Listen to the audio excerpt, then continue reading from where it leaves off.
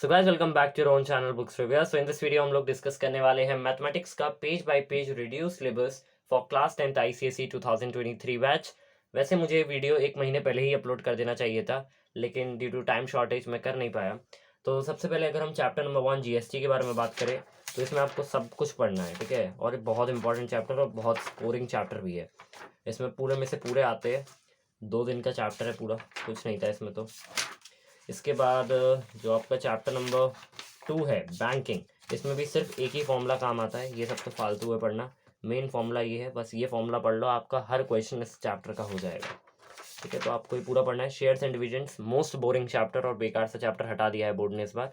पिछली बार भी हटा दिया था, उससे पिछली बार भी हटा दिया था, ठीक है। तो ये आपको नहीं पढ़ना है। लीनियर इन इक्वेशंस बहुत आसान सा और लॉजिक चैप्टर है पूरा, लॉजिकली बेस्ड, ठीक है। तो ये आपको पूरा पढ़ना है। फिर क्वाड्रेटिक इक्वेशंस थोड़ा सा बोरिंग चैप्टर, ये आपको पूरा पढ़ना है। इसके बाद अगर हम बात करें chapter number 6 solving simple problems based on quadratic equation, सबसे ज़्यादा दिमाग खाने वाला चैप्टर, ये भी आपको पूरा पढ़ना है। वैसे अगर इसमें आपको लैंग्वेज समझ में आ जाएगी तो क्वेश्चन कर लोगे, उसके लिए प्रैक्टिस चाहिए होगी, ठीक है। ऐसे नहीं कि एक दिन में कंप्लीट कर लोगे, ऐसा नहीं होगा, इसमें समय लगेगा काफ़ी। जैसे ये वाला एक क्वेश्चन होता था, a motor boat whose speed is 9 kilometre, ये इस तरीके का question upstream downstream वाला बहुत आता था, ठीक है। ये वाला करना है। और एक ये वाला अपना एज वाला, कि 5 साल पहले इसकी एज इतनी थी, अब 5 साल बाद इसकी एज कितनी है, मतलब इतना तो आसान नहीं, थोड़ा सा डिफिकल्ट करके आता था, ठीक है। तो ये आपको पूरा पढ़ना है। इसके बाद chapter number 7 ratio and proportion, ये भी पूरा पढ़ना है और काफ़ी आसान चैप्टर था ये, ठीक है। कंपोनेंट और डिविडेंड वाला जो पोर्शन होता था सबसे इजी था वो। चलो इसके बाद हम लोग देखते हैं chapter number 8 remainder and factor theorem. आधे घंटे का चैप्टर है पूरा, सच्ची बता रहा हूँ। सिर्फ इसके प्रीवियस ईयर कर लेना, ये पढ़ लेना, प्रीवियस ईयर कर लेना, और कुछ भी करने की ज़रूरत नहीं पड़ेगी। ये बहुत आसान चैप्टर है। इसके बाद बात करते हैं चैप्टर नंबर 9 मैट्रिसेस की। ये भी बहुत आसान है बच्चों को, बस इसमें प्रॉब्लम क्या आती है ना, मल्टीप्लिकेशन करने में थोड़ा प्रॉब्लम आती है मैट्रिसेस की, वो थोड़ा प्रैक्टिस से अपने आप आ जाएगा, ठीक है। ये बहुत आसान है। अर्थमेटिक प्रोग्रेशन पूरा करना है और बहुत इंपॉर्टेंट चैप्टर है ये। 11th 12th हर जगह आता है, सिक्वेंशियल सीरीज 11th में आएगा, ठीक है। तो ये बहुत इंपॉर्टेंट चैप्टर है, पूरा कर लेना इसको। इसके बाद ज्योमेट्रिक प्रोग्रेशन, ये पूरा बोर्ड ने चैप्टर हटा दिया है, इसमें कुछ भी पढ़ने की ज़रूरत नहीं है। 2-3 साल से हटा रहा है बोर्ड। वैसे तो अच्छा चैप्टर था, लेकिन पता नहीं क्यों हटा दिया। चैप्टर 12 रिफ्लेक्शन बहुत ईजी चैप्टर है, मैं बता रहा हूँ। ये जो कोऑर्डिनेट ज्योमेट्री की यूनिट 3 है ना, बहुत ईजी है। इसकी पहली यूनिट जो है रिफ्लेक्शन की है, बहुत ज़्यादा ईजी है, कुछ नहीं है इसमें। ये ग्राफ तो एग्जाम से 1-2 महीने पहले देख लेना, उससे पहले बनाने की ज़रूरत नहीं है। Section and mid point formula, section formula याद कर लो, मिड पॉइंट फार्मूला याद कर लो, हो गया काम। ये सेक्शन फार्मूला दिया हुआ है, ठीक है, इसके क्वेश्चन कर लेना। ये एक एक्सरसाइज दी है, इसके बाद मिड पॉइंट फार्मूला दिया हुआ है, ये कर लेना, बस खत्म।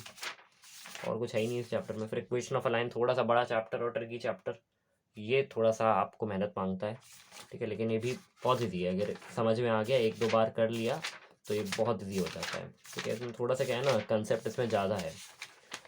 सिमिलैरिटी बहुत आसान चैप्टर है, इसमें मैं बता देता हूँ, इसमें आपका डिडक्शन हुआ है, ये पूरा नहीं करना है।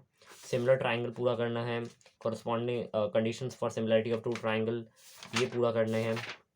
इसके बाद basic proportionality theorem with application, ये पूरी करनी है, पहले ही हट गई थी, इस बार इन्होंने इंक्लूड कर दी है, वैसे बहुत आसान थी।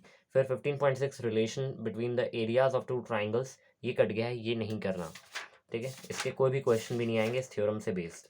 फिर similarity as a size transformation, ये भी पूरा हट गया है, इससे बेस्ड भी कोई भी आपके क्वेश्चन नहीं आएंगे। जहाँ भी स्केल वाला देख लो क्वेश्चन, 1:200 ये स्केल है, जो स्केल फैक्टर होता है कि ये वाले आपके जितने भी क्वेश्चन है ये भी हट गए हैं। Applications to map and models, ठीक है, ये भी पूरा हट गया है। तो इससे रिलेटेड कोई भी क्वेश्चन नहीं आएगा। अब आप लोग देख लेना एक्सरसाइज में कौन कौन से इससे रिलेटेड क्वेश्चन है। इससे पहले वाला जो टॉपिक है वो सब पढ़ लेना, क्योंकि देखो इस एक्सरसाइज में तो आपका 15D में कुछ भी नहीं आएगा, लेकिन जो 15E है इसमें पूरे चैप्टर के मिक्स क्वेश्चन है। तो इसमें आपका पहले का भी कुछ इंक्लूडेड है और अभी जो कट गया है वो भी इंक्लूडेड है, तो जो कट गया है उसको हटा देना। फिर lossy locus and its construction, ये पूरा चैप्टर हट गया है, ठीक है, 2 साल से हटता आ रहा है। वैसे ठीक ठाक चैप्टर था, लेकिन टाइम कंज्यूमिंग बहुत था, अच्छा हुआ हट गया। फिर चैप्टर नंबर 17 सर्कल्स, ये आपको पूरा पढ़ना है, लेकिन याद रखना जो इसमें प्रूफ रहती है, प्रूफ जितने भी थ्योरम्स के होते हैं ना वो नहीं पढ़ने। अब काफ़ी बच्चों के दिमाग में सवाल आएगा कि प्रूफ नहीं पढ़ने तो क्या प्रूफिंग वाले क्वेश्चंस भी नहीं आएंगे। ये पिछले साल 99% बच्चों के दिमाग में आया था, और वो करके नहीं गए थे प्रूविंग वाले, और एग्जाम में आए भी नहीं थे। तो इस बार बोर्ड ने अपने सिलेबस में क्लियरली मेंशन कर दिया है कि सिंपल प्रॉब्लम्स पूछे जाएंगे, simple numerical and theoretical problem. तब भी आप लोग एक बार जितने भी इसके प्रूविंग वाले क्वेश्चन हैं वो कर लेना। आपको सिर्फ थ्योरम प्रूव करने को नहीं आएगा, क्योंकि पहले एग्जाम में इस तरीके के क्वेश्चन आता था कि prove that angles in the same segment of a circle are equal. तो आपको एक पूरी प्रूविंग लिखनी पड़ती थी एग्जाम में, ठीक है। ये हैंस प्रूव्ड सब पूरा लिखना पड़ता था। The angles in a semi circle is a right angle, ये पूरा आपको लिखना पड़ता था। लेकिन अब आपको ऐसा कोई क्वेश्चन देखने को नहीं मिलेगा, इसलिए एक्सरसाइज के इसके जितने क्वेश्चन है वो कर लेना, एक भी क्वेश्चन इसका छोड़ना नहीं, ठीक है। पिछली बार बच्चों ने छोड़ दिए थे, पिछली बार बोर्ड ने मेंशन भी नहीं करा था इतना डिटेल में, लेकिन इस बार बोर्ड ने डिटेल में मेंशन करा है। फिर टेंजेंट्स एंड इंटरसेक्टिंग कॉर्ड्स पूरा चैप्टर करना है, ठीक है। इसके भी कोई थ्योरम के प्रूफ्स नहीं आएंगे। फिर 19 कंस्ट्रक्शन, ये आपको पूरा करना है, पिछले साल कट गया था लेकिन इस बार पूरा करना है। फिर सिलेंडर, कोन एंड स्फीयर, ये भी आपको पूरा करना है। तो वीडियो में आगे बढ़ने से पहले मैं आपको बताना चाहूँगा कि आपका जो भी मैथमेटिक्स में पोर्शन होता है उसमें आपको PYQ ज़रूर से करने होते हैं। जो आपका 90% पेपर आएगा उसमें प्रीवियस ईयर क्वेश्चन की ही फॉर्मेट में सब क्वेश्चन होंगे। आपकी बुक में भी आप देखोगे प्रीवियस ईयर क्वेश्चंस दिए हुए हैं, लेकिन वो भी बहुत कम दिए हुए हैं, प्रीवियस 5 to 6 ईयर्स के दिए हुए हैं। लेकिन अगर आपको मैथ्स की अच्छी खासी प्रैक्टिस करनी है तो आपको मिनिमम प्रीवियस ईयर 15 ईयर्स के प्रीवियस ईयर क्वेश्चन आपको लगाने ही पड़ेंगे। तो इसके लिए आपको कोई एक बुक की रिक्वायरमेंट है जिसके अंदर आपको प्रीवियस ईयर क्वेश्चन के साथ कुछ एक्स्ट्रा क्वेश्चन भी मिल जाए, क्योंकि जो आपकी सेलेना कॉन्सेप्ट या फिर जो भी आपके स्कूल में फॉलो होती है वो आप अराउंड नवंबर या दिसंबर तक खत्म कर दोगे, और फिर जनवरी फरवरी तक करने के लिए आपको कुछ चाहिए होगा। ऐसा भी आप कर सकते हो कि आप इसके साथ ही साथ चलते चलोगे। आपने जैसे चैप्टर नंबर 3 कंप्लीट करा, अपना चैप्टर नंबर 4 कंप्लीट करा, और फिर आप कोई भी एक बुक को सॉल्व कर सकते हो जिससे आपका वो चैप्टर और इम्पॉर्टेंट थ्योरम्स जो उस चैप्टर में है वो आपके क्लियर हो जाए। तो आप इसके लिए ओसवाल गुरुकुल की बुक को कंसिडर कर सकते हो। ये बुक आपके जितने भी टॉपिक है उन सबको कवर करती है, और टॉपिक वाइज इसके अंदर क्वेश्चन दिए हुए हैं। इसकी मैथमेटिक्स की भी बुक आती है, मैं आपको मैथमेटिक्स की बुक दिखा देता हूँ सबसे पहले। तो इसके अंदर हर तरीके के क्वेश्चन इंक्लूडेड है। सबसे अच्छी बात क्या है ना, इसके अंदर हर तरीके के टॉपिक वाइज चैप्टर्स के क्वेश्चंस तो है, साथ ही साथ इसमें आपको टाइप ऑफ क्वेश्चन भी डिवाइडेड देखने को मिलता है। जैसे फिगर बेस्ड क्वेश्चन हो गया, प्रूव द फॉलोइंग क्वेश्चन हो गया, determine the following, data based question, data based आपको मेनली स्टैटिस्टिक्स में देखने को मिलेगा काफ़ी ज़्यादा। फिर कंसेप्ट बेस्ड क्वेश्चन आपको ट्रिग्नोमेट्री में काफ़ी देखने को मिलेगा, हाइट्स एंड डिस्टेंस में। ग्राफिकल डिपिक्टेशन वही आपका ओजैब ओजैब बनाने को आएगा। फिगर बेस्ड क्वेश्चन ये आपको सिमिलैरिटी में और सर्कल में और हाइट्स एंड डिस्टेंसेस में भी देखने को मिलेगा। प्रूव द फॉलोइंग आपको ट्रिग्नोमेट्री में भर के मिलेगा, ठीक है। मैं आपको एक बार दिखा देता हूँ फॉर्मूला बेस्ड क्वेश्चन, जैसे आपका GST और बैंकिंग था, ठीक है। इसमें जो बढ़िया क्वेश्चन होते हैं वो कंसेप्ट बेस्ड क्वेश्चन ही होते हैं। तो 264 पेज नंबर पर मैं आपको लेके चलता हूँ।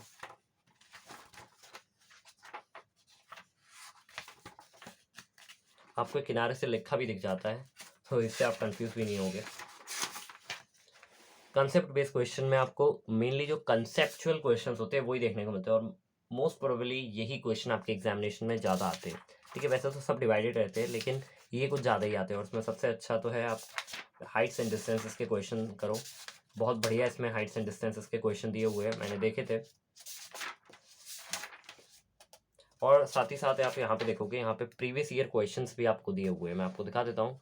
यहाँ पे नीचे लिखा भी हुआ है frequently asked previous year board exam question. तो इसके अंदर प्रीवियस ईयर क्वेश्चन भी काफ़ी सारे इंक्लूडेड है, ठीक है। लिखा नहीं है कौन से ईयर के, लेकिन इंक्लूडेड है। अब ये वाले जो क्वेश्चन होते हैं बहुत आते हैं, जैसे an aeroplane at an altitude of 250 metres observe the angle of depression. जब आप पढ़ोगे तो आपको और अच्छी तरीके से समझ में आ जाएगा, ये बहुत इंपॉर्टेंट क्वेश्चन होते हैं। तो इन सब की लिंक मैं डिस्क्रिप्शन में दे रहा हूँ, ज़रूर से एक बार चेकआउट करना। तो चैप्टर नंबर 20 में आपका कुछ भी डिडक्ट नहीं हुआ है, ये आपको पूरा पढ़ना है। इसके बाद हम लोग नेक्स्ट चैप्टर की तरफ बढ़ते हैं, जो कि है ट्रिग्नोमेट्रिक आइडेंटिटीज। ये बहुत इंपॉर्टेंट चैप्टर है और पूरा करना है, ठीक है। 21 है, ये तो इसकी भूलना नहीं, लिख लो यहाँ पे 21 है, मोस्ट इंपॉर्टेंट है। अगर ये आपने 2 बार कर ली, 2 से 3 बार कर ली पूरे साल में, तो आप एक भी क्वेश्चन ऐसा नहीं होगा जो प्रूविंग वाला छोड़ कर आओगे। मोस्ट इंपॉर्टेंट है ये, इसको धोखे से भी मत छोड़ देना, ठीक है। बहुत ज़्यादा इंपॉर्टेंट, डायरेक्टली बोर्ड में इसी के क्वेश्चन उठा के आ जाते हैं, ठीक है। और ये जो यूजिंग द ट्रिग्नोमेट्रिक टेबल थी, ये आपके वैसे कोर्स में है नहीं, ये आपको करने की ज़रूरत नहीं है, लेकिन एक बार ज़रूर से कर लेना। आपको ट्रिग्नोमेट्रिक टेबल देखनी आनी चाहिए, ये आपको एग्जाम में प्रोवाइड करते हैं। कुछ स्कूल में आपको ट्रिग्नोमेट्रिक टेबल पूरी दे देते हैं, तो कुछ स्कूल में डायरेक्ट वैल्यू बता देते हैं, नहीं तो एग्जाम में वैल्यू लिखी आती है, ठीक है। कभी कभी नहीं भी आती है, ठीक है। तो टेबल देखना आना चाहिए, टेबल देखना सीख लेना, इसमें समय मत खराब करना। ठीक है। फिर हाइट्स एंड डिस्टेंसेस, ये आपको पूरी करनी है और बड़ा ही बढ़िया चैप्टर है। मैं तो कहता हूँ ट्रिग्नोमेट्री अपने और सब चैप्टर को करने से पहले कर लो, बहुत बढ़िया चीज़ है ट्रिग्नोमेट्री। फिर ग्राफिकल रिप्रेजेंटेशन आ जाती है, ये आपको मैं बता देता हूँ, उसमें कुछ कुछ चीज़ें कट गई हैं। Chapter number 22 I think miss हो गया है। चलो शायद ये वाला आपको पूरा चैप्टर करना है, ठीक है। फिर 24 measures of central tendency, mean, median, quartile and mode. इसमें आप एक चीज़ याद रखेगा कि जो रॉ एंड अरेट डाटा होता है उसका आपको mean, median, quartile and mode नहीं निकालना। डिसकंटिन्यूस डाटा का भी mean, median, quartile and mode नहीं निकालना, सिर्फ आपको ग्रुप्ड डाटा का ही निकालना है। कंटिन्यूस ग्रुप्ड डाटा का ही आपको mean, median, quartile and mode निकालना है, और किसी चीज़ का नहीं। तो मैं आपको टॉपिक बता देता हूँ कौन कौन से डिडक्ट हो गए। याद रखना आपको तीनों मेथड आने चाहिए इसके। काफ़ी बच्चे क्या करते हैं, एक मेथड करके चले जाते हैं। मैं बता दूं कि आपको मीन और टेबलेटेड मीन निकालने के लिए आपको एग्जाम में बोलते हैं कि शॉर्टकट मेथड से निकालो, डायरेक्ट मेथड से निकालो, और या फिर स्टेप डेविएशन से निकालो। तो आपको तीनों मेथड अच्छी तरीके से आने चाहिए। यहाँ पे आपको to find mean for grouped data both continuous and discontinuous दिया है, तो डिसकंटिन्यूस हटा दो, सिर्फ कंटिन्यूस, और वो भी ग्रुप्ड में, ठीक है। फिर मीडियन में आपको मीडियन फॉर रॉ डाटा हटा दो, रॉ डाटा का कोई काम नहीं है। फिर मीडियन फॉर टैबुलेटेड डाटा हटा दो। फिर median for grouped data both continuous and discontinuous लिखा है, तो उसमें डिसकंटिन्यूस वाला हटा देना। जब आप पढ़ोगे तो आपको सब समझ में आ जाएगा कि कंटिन्यूस डिसकंटिन्यूस क्या होता है, रॉ एंड अरेट क्या होता है। यहाँ पे मैं बताने लगा तो बहुत देर हो जाएगी ना, बहुत बड़ा वीडियो बन जाएगा। मोड में फिर मोड फॉर रॉ डाटा हटा देना, मोड फॉर टैबुलेटेड डाटा हटा देना, मोड फॉर ग्रुप्ड डाटा ही सिर्फ पढ़ना है, ठीक है। एग्जाम्पल के तौर पर अगर समझना है तो ये समझ लो, ये देख रहे हो आप, ये 10th क्वेश्चन, ये डिसकंटिन्यूस है। जैसे 121 से 130, फिर 131 से स्टार्ट हो गया। अगर यहाँ पे 130 होता, जैसे 121 से 130 तक, फिर यहाँ पे सेकंड जो टेबल है इसमें भी 130 से 140 होता, और फिर 140 से 150 होता। ये डिसकंटिन्यूस हो गया, ठीक है। अगर डायरेक्ट होता, यहाँ पे भी 130 होता, यहाँ पे भी 140 होता, तो वो कंटिन्यूस हो जाता, ठीक है। बाकी सब आपको इस चैप्टर में कर लेना है। फिर 25 चैप्टर जो है आपका प्रोबेबिलिटी, ये भी आपको पूरा करना है। ये बहुत आसान चैप्टर है, एक दिन का भी चैप्टर नहीं है, तो इसको पूरा कर लेना। तो आई होप आप लोगों को सब कुछ समझ में आ गया होगा। तो मैंने आपको पूरा आपका जितना भी सिलेबस है वो एक्सप्लेन कर दिया है। Thank you so much for watching, bye.